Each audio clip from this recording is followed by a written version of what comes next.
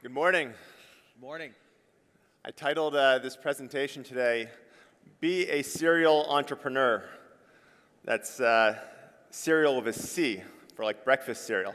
I'll explain that in about 15 minutes. What you should know, though, that be a serial entrepreneur is a core value at Airbnb.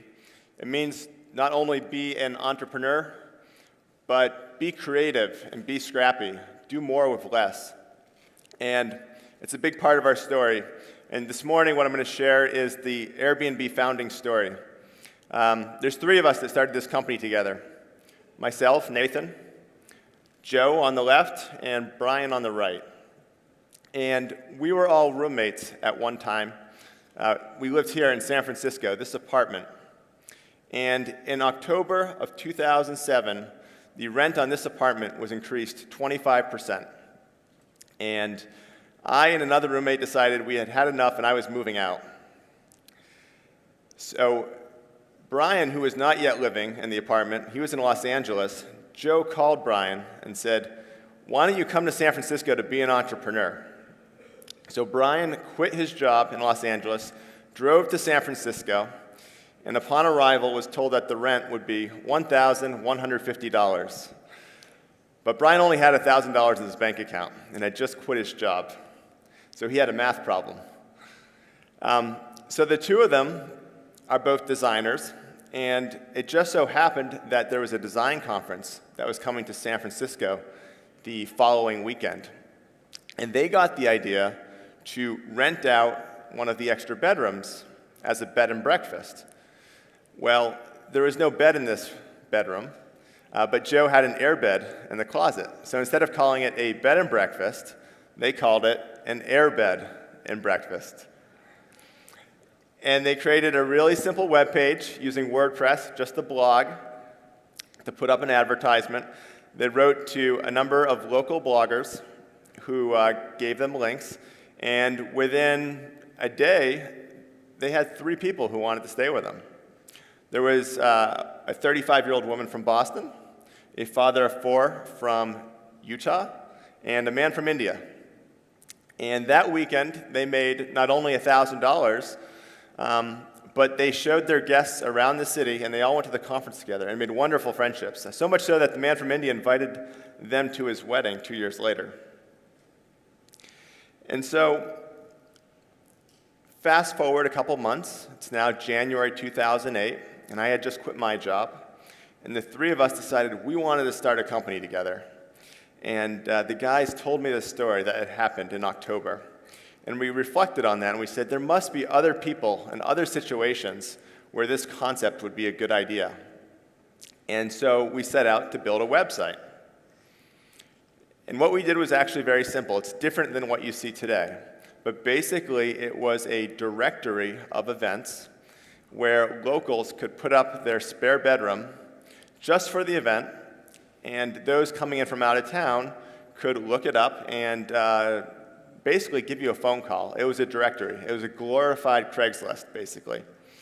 Very simple site. It only took 3 weeks to build, and we decided to launch it for South by Southwest in 2008, March 2008. We thought this is where Twitter had launched a year before. This was where we were going to make our big launch. So we finished the site about a week and a half before the event. We got about a dozen properties on the website, and I think 2 or 3 people might have actually used it. One of which was Brian himself. So Brian flew down to Austin, Texas, and his host picked him up at the airport, brought him to his house, and the guy's wife had made Brian dinner, really nice. The airbed was set up with a chocolate on the pillow. Wonderful hospitality. Well, at the end of the night, the host asked Brian, "Do you have the money?" Because this was before we accepted payment through the website. And so Brian said, "Oh, I had forgotten to go to the ATM. Can I bring it to you tomorrow?" And the guy said, "Hey, no problem." So the next night, before bed, the host asked Brian again, "Were you able to get that money for me?" And Brian had forgotten, again, to go to the ATM. Now, at this point, the host started to get a little suspicious of Brian. He said, "Who is this guy that I don't really know, that I met on the internet, who's sleeping on my bed?" And the hospitality began to wear off. And we thought to ourselves afterwards, how nice would it be if you could just take care of the money up front? So when you arrive, you can really focus on the hospitality. There was another thing we learned from this event, which was that afterwards, people would ask us, I'm going to London, but not for an event. Can I use your service? We said, of course not. You can only use it for events because that's how you build trust. If they don't know why you're coming to town, who will let you into their house? But then we really got to thinking, and we came up with a new vision for Air Bed and Breakfast, and that was, why don't we just try to make it just as easy to book someone's home as it is a hotel? We had this motto, 3 clicks to book it. Basically, you would go to our homepage, type in a destination, see some search results, and hopefully find something you like. And if you liked it, you could click book it. 3 clicks to book it. And these are all screenshots from the early days. And so this is what we set out to build later in the summer of 2008. And we had to figure out how are we going to launch this new concept, this new website. And we decided, why don't we use an event once again? And that summer, everybody was talking about the Democratic National Convention, which is going to be held in August 2008 in Denver. It's where Barack Obama was going to receive the Democratic Party's nomination for presidency. And big historic event. They had upgraded the venue to the stadium that holds 80,000 people. And while we looked up in Denver, there's only 17,000 hotel rooms. So we knew right away there was going to be a problem, that there's going to be a need for alternatives. And so we rushed to build this website in 3 months. And again, we launched it 2 weeks before the event. And we were lucky. There were a lot of locals who were looking to get out of town and make some money. And so within the first week, we got 800 people to put up their properties on our website because people wanted to be sure that they found a booking. And meanwhile, the news was doing stories about how so many people want to come to this historic event and participate, but that there aren't any places to stay. And so we wrote to the local newspaper, and we said, actually, we have 800 places that are confirmed available right now on our website. And they said, that's interesting. Let's do a story about that. And so we very quickly got in the newspaper, and by the end of the week, it had gotten picked up by CNN International, and we were doing a video interview. And suddenly, everyone across the nation, maybe even further, was hearing about this new concept, Air Bed and Breakfast. And for this event, we probably had 100 people stay on our service.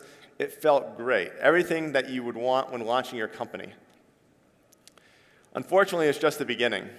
And this is the typical life cycle, emotionally, of a startup. It starts with a lot of excitement, climaxing when you launch your company, and hopefully you get some press coverage, and you just feel on top of the world. But that quickly wears off, and for us, 1 week later, the crickets were chirping. Nobody cared about us. We weren't relevant anymore. And that began a very long period known as the Trough of Sorrows, where no matter what you do, it doesn't get any better, and it only actually gets worse. And eventually, if you're lucky, things do get better. But during this period, we had to find some solutions to finance the company and generate press. So after the convention, we had the contact information for many reporters who we had gotten in contact with and been featured with for the DNC. And we were thinking, how can we leverage those political reporters' contact details to get more press? And so the election was coming up very shortly in November, 2 months away. And we thought to ourselves, our name at the time was Air Bed and Breakfast. We've done a lot with the air beds. Maybe we should do more with the breakfast. And we came up with the idea to create a presidentially themed cereal, Obama-O's and Captain McCain's. And so the idea was, we created this concept, all original artwork designed, we got boxes printed, we even went to the supermarket and bought cereal and restuffed that cereal into our boxes. And we mailed 100 of each box to the reporters. And we thought, if we email them, they'll just delete the email.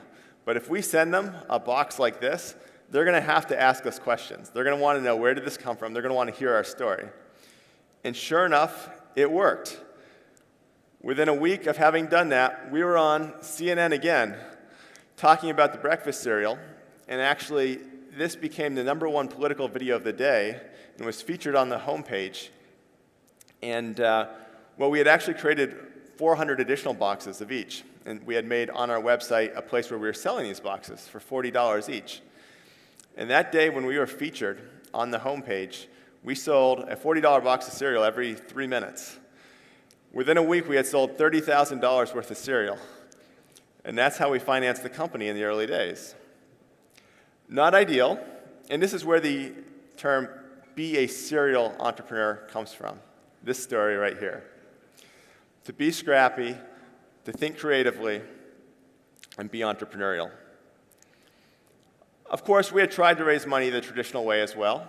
So over this summer, we had been reaching out to different angel investors, different venture capitalists, and not with much luck. Investors ran from us like we were the plague.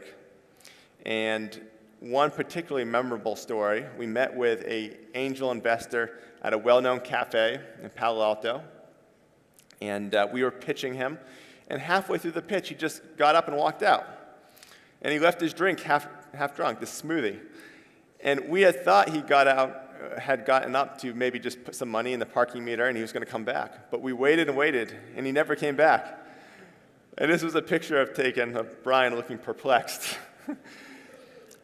On another occasion, we were going down to Sand Hill Road to pitch a venture capitalist, and we were looking at the slide deck the night before. And this was one of the slides in the deck. And it basically says that we were going to make $200 million in revenue within our first 3 years. And I'm a very analytical person. My two partners are designers, and I was trying to explain to them, that doesn't really make sense. There's no way we can ever make $200 million in 3 years if you do the math. And so we agreed that night that we would change it to 20 million, that was going to be more realistic. And so the next day, we're in the meeting, and they come to the slide, and they had changed it. They had changed it to 2 billion. And I was like, what? And of course, the guy that we were pitching wasn't buying any of it. But I asked him later, why did you do that? And Brian said one of our trusted advisors had told him that investors don't want M's, they want B's, baby. I mean, he is right, but we didn't have the story to go along with it. So times were just about to get worse, actually. So this was just the beginning of the recession. Fall of 2009, we had been at this for 9 or 10 months without jobs, without having been able to raise any money except for $30,000 from cereal, which really was actually the cost of all the cereal to begin with. And Sequoia Capital published this presentation basically saying that the good times were over and that everyone was going to need to save up capital because you might not be able to fundraise again. So as if things weren't hard enough, things got more bleak. And we were basically at the point of asking ourselves, when should we give up? When should we quit? It's almost been a year now. And despite whatever we do, we're only making $200 a week. We can't seem to increase that. And one of our advisors said, you should apply to Y Combinator. Y Combinator is an accelerator program, very well known, run by Paul Graham. And our advisor had gone through this program himself. And he said, this would be really good for you. It'll really pull you together, get you focused. And we realized that up until now, although we had worked very hard, we still hadn't given it 100%. Meaning that I was moonlighting a little bit on the side, the other guys had some other commitments, I was in Boston, they were in San Francisco. We weren't 100% focused yet. And we realized that before we could quit, we had to say we gave it our best shot. So we agreed to try out for Y Combinator. You have to apply, and we were lucky enough to get an interview. And when you interview, it's a 5-minute interview. It goes really quick. And within 2 minutes into the interview, basically Paul Graham, the guy who runs this program, was trying to convince us to do something else. So our interview wasn't going very well. And then it was over 5 minutes later. And as we were walking out, Joe took out of his bag a box of the Obama-Os and gave it to PG. And he said, what's this? Did you buy this for me? And we said, no, we made this. And he says, I don't understand. So we told him the story of the cereal. And he loved that story so much because it proved to him that we were scrappy and resourceful. And he has this very well-known quote about the importance of being like a cockroach, basically being unkillable and very scrappy. And so because of that story, he led us into the program. And that's when things began to change. We got super focused and very disciplined. I moved to San Francisco again, and we all lived together in that same apartment I showed you before, and we got hyper-focused. We woke up at the same time at 8 a.m. I was sleeping on an airbed in Joe's bedroom. We would work all day, only taking breaks to go to the gym, take a shower, and maybe go grocery shopping, make breakfast, lunch, dinner. But otherwise, we were working 6 days a week, really focused. And because it was the recession, PG told everybody, he says, revenue is going to be super important. It's really important that by demo day, which is the kind of the culmination of Y Combinator, after 13 weeks you go to demo day where you pitch investors, he said it's really important that on demo day you can show that you are profitable. And we came up with this concept of ramen profitability, ramen like the soup noodles. And basically ramen profitability was $1,000 a week. It meant enough money to buy ramen and pay the rent, $1,000 a week. And so we created this graph of our revenue, and the red line was our goal, and we would update it every week, and we posted it all over the apartment. It was over the fireplace, and it was right in the middle of the mirror in the bathroom. So you couldn't get away from this thing. It kept us hyper-focused on what we were trying to do. It was during Y Combinator that we got some really valuable advice. This is from the creator of Gmail, actually. And he told us that it's better to have 100 users that love you than 1,000 users that like you. And so we thought about that. And Paul Graham told us something else. He said it's okay to do things that don't scale. It's counterintuitive a little bit. You're making an internet company. The whole idea is that it's self-serve and it can scale to millions. But he said when you're trying to find that product market fit, it's okay to do things that don't scale. And he asked us, where are your users? And we said, well, our users are everywhere. He said, well, no, where do you have the most users? We said, New York. He said, go to New York and meet all your users, which again was counterintuitive because we had no money. How were we going to buy plane tickets and do all this? He said, figure it out. So over the course of 4 different weekends, we went to New York and we met all of our users. At the time, we only had 20 or 30 hosts in New York, so it wasn't that hard, actually. And we noticed something about our hosts. We noticed that they had really bad photos of their properties. This was, again, in 2008, 2009, and camera phones weren't as good as they are today. So a lot of the photos were low resolution, really dark. And so we would call the hosts up and we'd say, would you like a professional photographer to come to your home and photograph your apartment for free? And people were a little confused, but they said, sure, why not? It's free. And so they got the knock on the door. And who was it? But Joe and Brian, right? The co-founders of the company. So they were a little surprised by that. But they took the pictures with a camera that they had rented.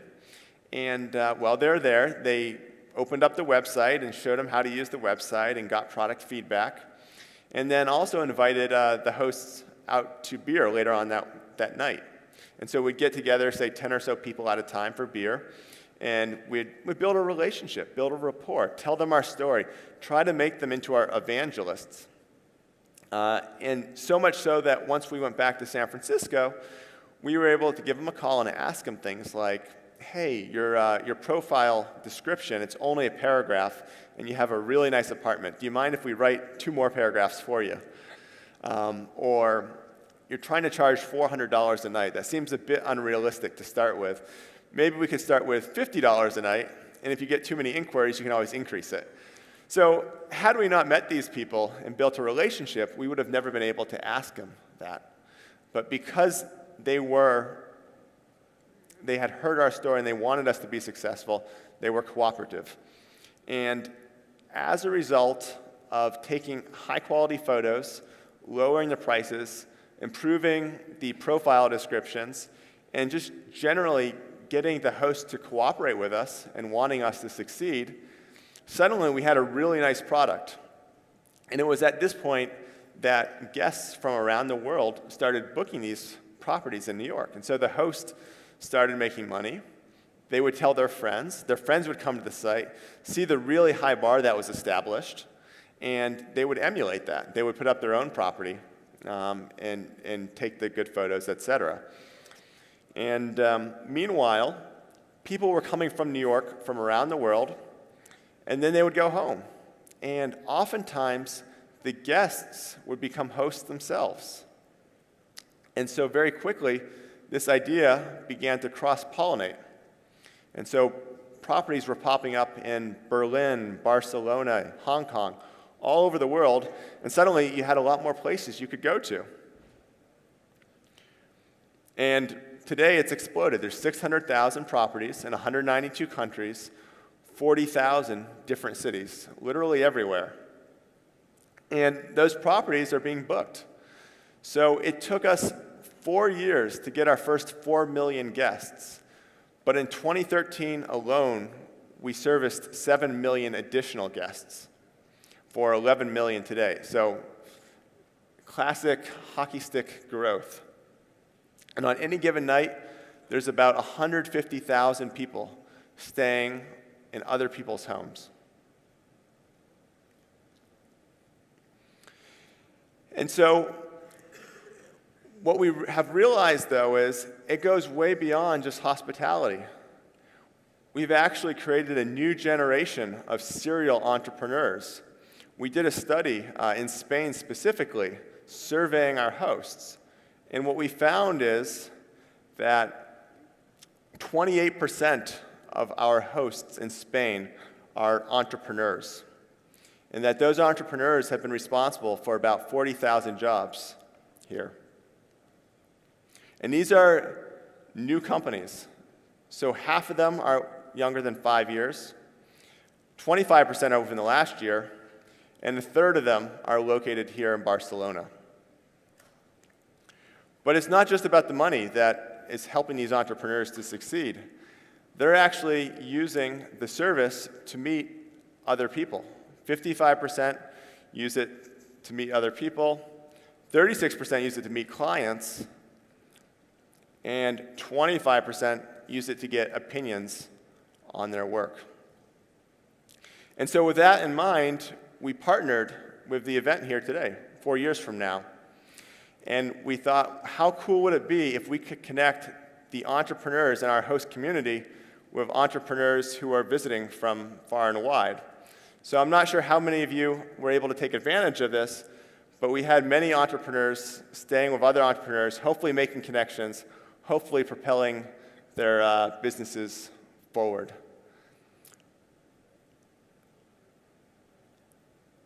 I hope you enjoyed this story. I hope you found it inspiring. I hope you have a great rest of the week here. Thank you for having me.